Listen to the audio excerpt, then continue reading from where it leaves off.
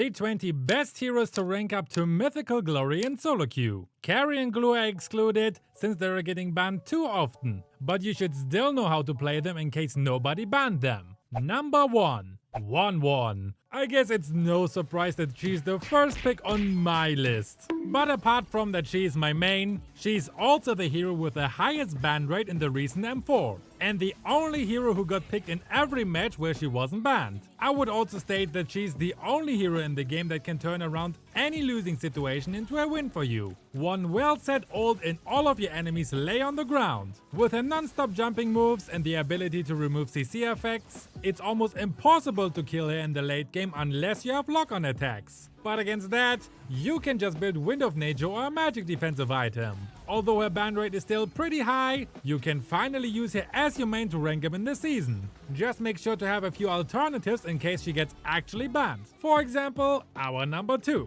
Number 2. Saber. Some may be surprised that I include him. He's generally not OP, didn't get picked in the M4 once, and has huge problems in the late game or when he's facing bulky enemies. The reason Saber got into this list though is not because of his overall performance. There are actually 2 other reasons for this. Firstly, he counters basically any squishy hero. If you are the marksman and have a Saber against you, you know this match is not going to be fun. Any squishy hero is just food for him. Even this high mechanical heroes like Ling and Fanny have no chance against him, because all their blinks and moves doesn't help them when he can just lock on his ult and delete you. The second reason is that you have the ability to take out the enemy's carry. I'm not talking about a specific role here. When you play the game you can notice pretty fast who's the best player of the enemy team. Mostly, it's the squishy marksman, jungler or mage.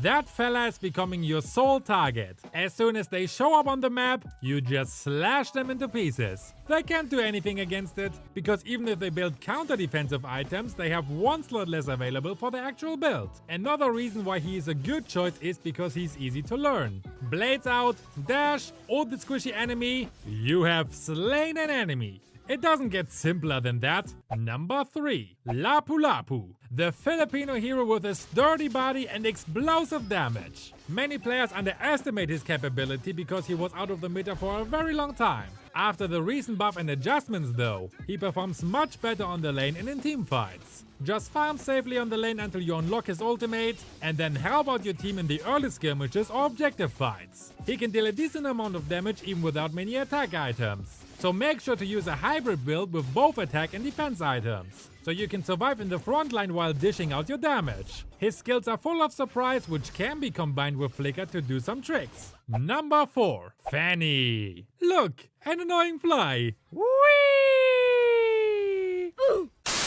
Fanny is one of the strongest and the fastest hero in the game, if you manage to untangle her cables.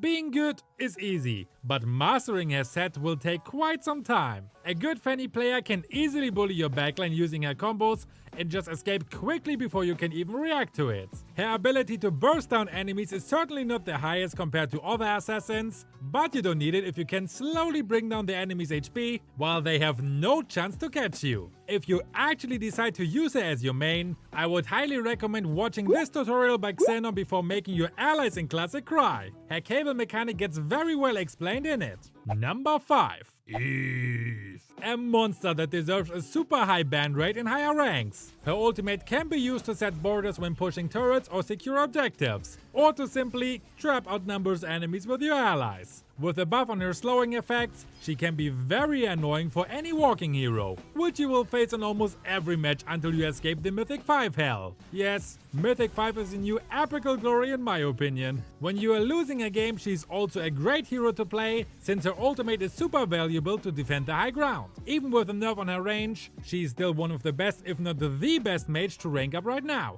Just make sure to pop her ultimate at the right time and the right place, poke the enemies non-stop until they throw their phone against the wall, but don't get too cocky because of the bullying. Number 6. Hayabusa. Oh wait, you have to say it more. Hayabusa!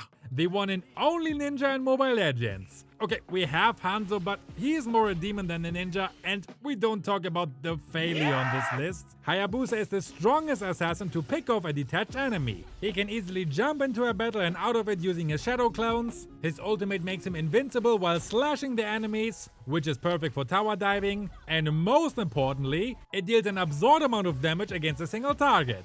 This makes him the perfect hero for split pushing, which is often necessary with all those solo queue teammates who don't even know what pushing means. Just make sure to not ult your enemies when a minion wave is nearby. Number 7. Joy! Endless dashes and CC immunity. Do I really need to say more to describe how OP she can be? Number 8. Clint. The old school sheriff just got adjusted with the recent patch, but it didn't affect his popularity. I honestly don't even remember when this guy was not part of the meta anymore. Unlike the average marksman, he mainly used his skills instead of his basic attacks to deal damage. Although his early poking damage is nerfed, his ultimate range and radius was buffed significantly. It means his ultimate grenade is easier to land in a teamfight, which I consider as a huge buff for him. He's also the first member of the BBC squad.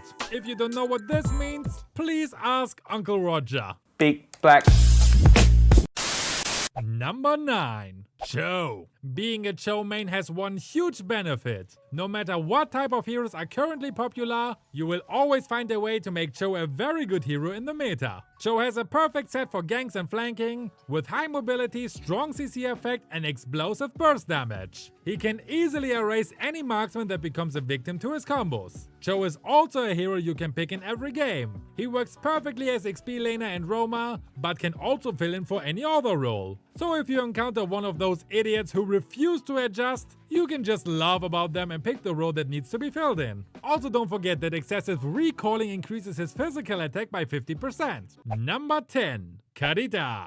The Queen of the Southern Seas is not only the main of my wife, she also kicked Kagura off the most flexible mage throne. High burst damage, strong CC effects and a great mobility are all reasons why she is so strong. But the one reason that makes her a dependable pick to rank up is her flexibility. She can be used as a mid laner obviously, but also as a roamer if the team composition allows it. No matter which role she takes, one thing is for certain. She is a nightmare for any squishy enemy. Number 11. Fredrin. Fredrin took the throne for being the biggest chat of the game. His appearance already screams chat, but his skills are also generating a huge chat area around him. I wanted to say aura, but whatever. In the M4 scene, we've seen Fredrin constantly get picked or banned. He can be sent into the jungle, to the XP lane, or roam around as a roamer depending on the lineup. He's tanky AF and his ult can not only turn the tables around in a team fight, he can smash them all into pieces while also destroying all enemies with a single blow. Number 12.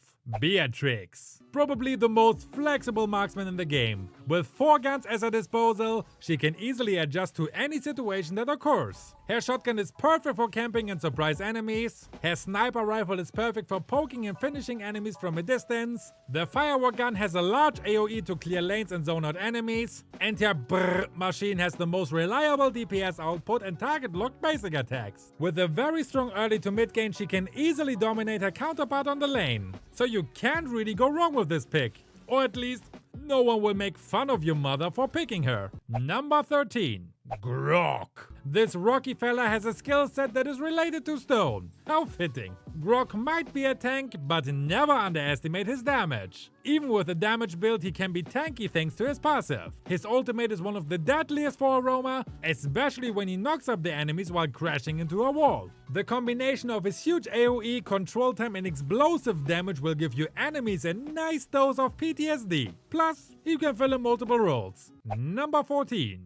Farsa. If you like to have the rage of the alien waifu Eve but with more explosive damage, the blind bird waifu Farsa might be your new favorite hero. She can easily nuke squishy enemies away with her ultimate, and not only is her AoE and reach stupidly wide, the cooldown of her ult is also very short. She shines the most while fighting for objectives, has a fly mechanism that is super helpful for rotate quickly or to escape flanking, and some good poking abilities. She's a little bit vulnerable doing her ultimate though, so pay close attention to your positioning and stay close to your teammates. Number 15. Ling. The pretty boy of the Kaja Riverlands has always been strong in any meta. He can jump around walls and rotate around the map pretty fast, and his combo dish out some crazy damage and is perfect to delete the enemy's backline. It might be a little difficult to master him at first, but your training will certainly bear a sweet result. Another strength that makes him even better for solo queue is his ability to split push. While your brain-dead allies just fight mindlessly with the enemy, you can easily jump to the other side of the map and take down a turret. Number 16. Kaja. This chicken can't be underestimated even after getting smacked by a nerf. His paralyzing passive is still one of the most game-changing debuffs in the game, with slowing effects and damage reduction. His enemies will have a hard time calculating the damage output at the maximum stack. Kaja also have the strongest CC in the game, Suppression, and it's perfect to pick off his enemies one by one, in order to reduce the number in the upcoming team fight. Number 17. Moskov. Spears go brrrr. Moskov recently got a buff on his basic attack and Spear of Misery range, which means he can stay further away from the evil enemies. And this is necessary as marksman, although you could argue that he can be played almost better as an assassin. Jump near a single target, spear them against the wall to stun them, and quickly pin them down with a couple of spears. He's also one of the best heroes to backdoor the enemy, which can turn around a losing game for you. Number 18. Xavier. Another high ground mage with strong CC power and a global range ultimate. Xavier can easily blast his enemies from the other side of the map, making him a perfect backup for skirmishes. His only weakness is that he is a bit dependent on items to maximize his full potential. Fortunately, he has a decent amount of damage to farm and poke enemies even in the early game. He also have very short cooldowns due to his passive, so his ultimate can be spammed at least twice in a single team fight. Number 19. Valentina. Even the series of nerf will not kick the Kakashi wannabe out of the meta. Picking Valentina means controlling the enemy's lineup. Her intimidation starts from the draft phase, since it forces the enemies to adjust their heroes. What many don't do in lower ranks, of course. She can copy every ultimate in the game, which is a hard counter against any hero with a strong ultimate. Valentina is a flexible hero but can be very challenging to master, since you need to know what each ultimate of every enemy hero does and how you can use them to your advantage. Number 20. Atlas. Teamfight goes brrrr. As a tank, Atlas is certainly not the best damage SpongeBob for the team. His early game is weak compared to the other tanks, his skills are not designed for skirmishes or poking enemies, but as a setter, he's the best at gathering all enemies at one spot so your allies can shred them all apart with their skills. Atlas relies on his teammates for combos, which means pay close attention to what your allies pick and try to guess who's brain dead and who's not. He can beautifully turn the enemy's blunder into a comeback for his team, but he also gets punished heavily for mistakes. I swear I catch Natalia, you guys just didn't see her. Now you know which heroes are good to rank up, but they won't help you if you are making any of these 10 mistakes, so quickly watch this video to make your journey to Mythical Glory even easier. See you over there.